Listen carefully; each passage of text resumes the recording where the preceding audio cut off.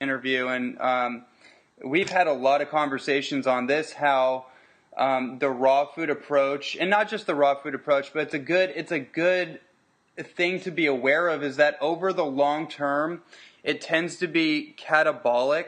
And he was talking about how we need to eat for our function, and we need to develop more of an anabolic approach to over the long term. Obviously, when you're detoxifying and you're cleansing and you're trying to reverse a certain condition, that's a really good time to be more catabolic.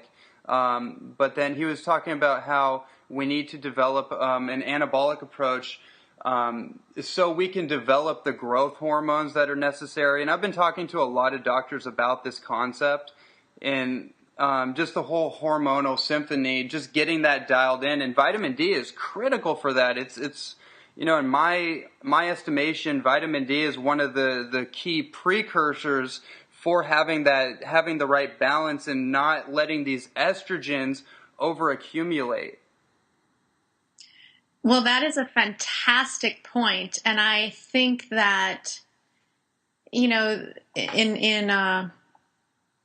the culture outside of the holistic culture, there's still this perception that the sun is bad. Right. And, I can tell you what I see as a mother. Mm-hmm. Kids, we go to a pool because we bike to the pool. We've never driven to the pool. It's, several miles. It's a great bike. But I see young boys developing breasts. Okay. Yeah. Young girls developing, in my private practice, I've had girls, their mothers come to me because they start developing at the age of 6. Mm-hmm. And so, there is this estrogen dominance. Where is it coming from? It's coming from lots of extra additional growth hormones in the meat and dairy. It's coming from soy. It's coming from all the chemicals in the shampoos and the hand washes, the hand soaps, the antibacterials. The plastics. Plastics, sodium lauryl sulfate. All of these things are accumulating in our tissues. And I'll tell you this. I've kind of coined this term because I grew up in Generation X. The next generation, as in our nation, was Generation Y, and I've talked to you about this before. Now we're seeing Generation Sick, and it's for this reason. You can't go to a dinner party anymore, Ronnie, and everybody talks about what they have. Oh, my uncle was just diagnosed with this. My sister has that. My cousin, my son, blah, blah. As if this is normal, and this is so unnatural. We are designed so beautifully. We are meant and intended to live in an abundant state of health. And as a mother, here's what I'm seeing. I'm seeing the 20 and the 30-year-olds moving back in with mom and dad because they've got leaky gut, they've got Lyme, and our bodies, our immune system should be so robust, they should be able to fight these things off easily. Absolutely. And they're not. So here's the thing. What's going to happen as we now are changing these children are changing their DNA, passing these new genes down to the children they have. I mean, what's going to happen in 20 years? I mean, that's my main concern, is what's going to happen to our children of this nation, what's going to happen to our nation. The hormone issue, huge, huge, huge. I was, I'll give you my personal story. I was diagnosed with Graves' disease 18 months ago, which is way hyperactive thyroid. I'm sorry. Hyperactive. So way overactive thyroid.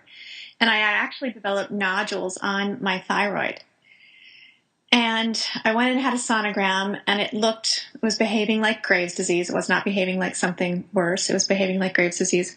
All my blood levels, even my holistic hormonal doctor said, Lisa, I won't touch you because your levels are so off the charts. I've never seen anything like this.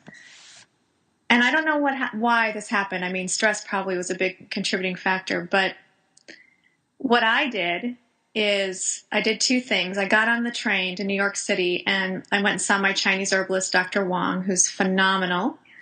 I know him personally because several of my clients attribute the healing of their stage 4 cancers to him, including Anne Fonfa, founder of the Annie Appleseed Project, and also Dr. Steiner, author of Unforeseen Consequences. So these are both very, very well-known people. And anyway, I went to see him, started at Chinese herbs, found Dr. Berkson, wonderful physician down in New Mexico. Get this, I don't know, are you familiar with him, Ronnie? I'm familiar with the name. He has developed a protocol that's so ridiculously simple with alpha-lipoic acid and low-dose naltrexone that in combination, and I'm happy to send you my research on him too, but he has an 85% success rate with all autoimmune disease and 50% with all cancers. Now, can you imagine this? Yeah, actually. And I happened to be speaking at the Annie Appleseed conference last year, and he happened to be there, and I cornered him, and again, I just picked his brain for like 2 hours because he's so completely amazing. But turns out alpha-lipoic acid has the ability to regenerate tissues, including the liver, including the thyroid, including, it's great for athletes, for rebuilding muscle. So I'm completely in love with alpha-lipoic acid. I think it's fantastic. And my quote, incurable Graves' disease, which the conventional doctors I did visit too, and they wanted to remove my thyroid or give me radioactive iodine, which I declined on both of those because I believe that the body has the ability to heal itself. And I started tapping and meditating with intensity, power and intensity, brought the right doctors into my life, and